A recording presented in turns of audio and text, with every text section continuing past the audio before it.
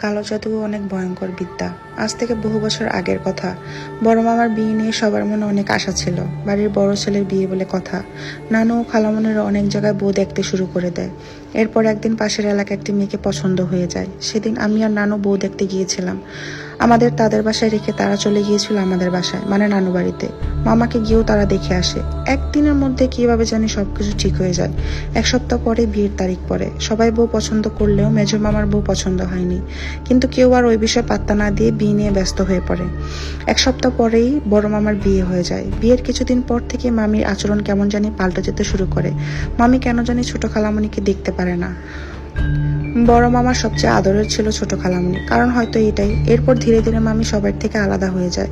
মামার উপর জাদু প্রয়োগ করা শুরু করে দেয়। কিছুদিনের মধ্যে মামার ভিতর অনেক পরিবর্তন লক্ষ্য করি আমরা। মামা আমাদের কাউকে আর সহ্য করতে পারতো না। এভাবে মামা আমাদের ছেড়ে আলাদা হয়ে যায়। সে সময় এক বাড়িতে থেকেও পুরো 4 বছর মামা আমাদের কারোর সাথে কথা বলেনি। তাও নানু বলতেন মামা যদি এভাবে সুখে থাকে তাহলে কথা না বলুক। তাও নানুর কষ্ট নেই। এইভাবে কেটে যায় 5 বছর। কিন্তু হঠাৎ একদিন আমার ছোট খালামণির কোমরে ব্যথা হয়। আমরা সবাই ভেবেছিলাম হয়তো এমনি এমনি ব্যথা, ওষুধ খেলে আর ডক্টর দেখালে ঠিক হয়ে যাবে। কিন্তু দিন দিন খালামণির অবস্থা আরো খারাপ হতে থাকে। খালামণি যেন মৃত্যুর দিন গুনতে শুরু করলো। কত ডক্টর দেখালো নানু, অন্য খালামণিরা, তাও যেন একটু উন্নতির নাম নেই। একদিন নানু খালামণিকে নিয়ে আমার বড় খালামণির বাড়িতে গেল। সেখানে বড় খালামণির একজন চাচা শ্বশুর ছোট খালামণিকে দেখে বলল, মেয়েটা তো শেষ হয়ে যাইতেছে, এখন যদি ভালো কবিরাজ না দেখাও তোমরা তাহলে ওরা আর বাঁচাইতে পারবা না। সঙ্গে সঙ্গে বড় খালু কবিরাজ দেখা শুরু করলো। দুদিন পরে একজন কবিরাজকে অনেক খোঁজাখুঁজির পর পেল। সে বড় খালামণিদের বাড়িতে আসলো।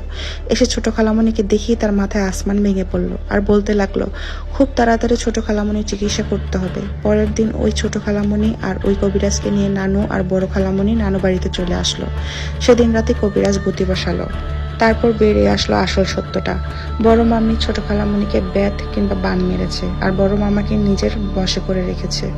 তখন মামাকে এসব বললে মামা মোটেও বিশ্বাস করতেন না, কারণ মামাও অলরেডি তার বউর বশে। তখন কবিরাজ বলে যে মামি তার ভাইয়ের মাধ্যমে নাকি জাদুটা করিয়েছে, তবে মামাকে বশে আনা ছাড়া মারাত্মক ক্ষতিকর কিছু করেনি। তখন কবিরাজ নানুকে জানায় যে খালামণিকে বেত মারা হয়েছে যেন সে মৃত্যুর দিকে ধাবিত হয়, সাথে যেন কোনো বিয়ের সম্বন্ধ না আসে। ভয়ের ব্যাপার এই যে তখন খালামণির বেত কিংবা জাদুর মেয়াদ ছিল আর 1 মাসের মতো, অর্থাৎ ওই 1 মাস পরে হয়তো তিনি শেষ হয়ে যেতেন। কবিরাজ তখন নানুকে জানায় জাদু কাটতে কিছু উপকরণ লাগবে, যেমন 7 গাছে 7টা ফুল, 3টা শিং মাছ আর 100 হাত দড়ি। এরপর নানু কথা মতো সবকিছু এনে দেয়। পরদিন সন্ধ্যায় খালামণিকে নানুর বড় ঘরে জায়নামাজ বিছিয়ে বসতে বলা হয় আর সাথে অনেকগুলো সূরা পড়তে বলা হয়।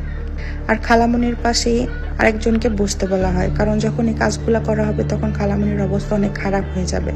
তারপর কবিরাজ নিজের কাজ করা শুরু করে দেয়। এরপর কবিরাজ তুলরাশির একজনের উপর জিন হাজির করে।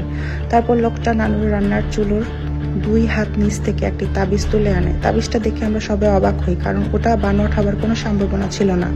আশেপাশে অনেক মানুষ জড়ো হয়। এরপর লোকটা চলে যায় নানু বাড়ির পেছনে বাথরুমের কাছে।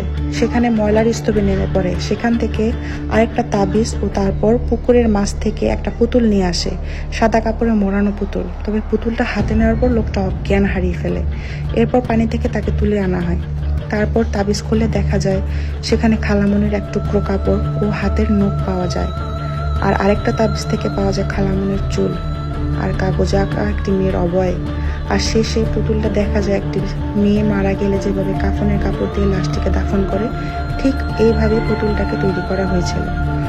পুতুলে ছিল খালামণির চুল, নখ, বেলের কাটা, সুই, লং দিয়ে পুতুলটাকে একটি সুতো দিয়ে বেঁধে রাখা হয়েছিল। সাথে কোমরে একটা বেলের কাঠা গেঁথে রাখা হয়েছিল, যার ফলস্বরূপ খালামণির কোমরে ব্যথা করত। এরপর কবিরাজ সব আগুনে পুড়িয়ে ফেলে। সাথে সাথে খালামণি জ্ঞান হারায়। এরপর শেষে কবিরাজ খালামণির শরীর বন্ধ করে রেখে যায়, সাথে বলে যায় বেশ কিছু নিয়ম মানতে। এর কিছুদিনের মাঝেই খালামণি অনেকটা সুস্থ হয়ে যায়। আর তার কিছুদিন পর খালামণির বিয়ে হয় ও সুন্দরভাবে সংসার চলতে থাকে। তবে দুঃখজনক ব্যাপার হচ্ছে ঠিক 2 বছর পরে মামা গলায় ফাঁস দিয়ে মারা যায়। কারণটা অজানাই থেকে গেছে এখনো। কালো জাদু আসলেই খুব ভয়ঙ্কর।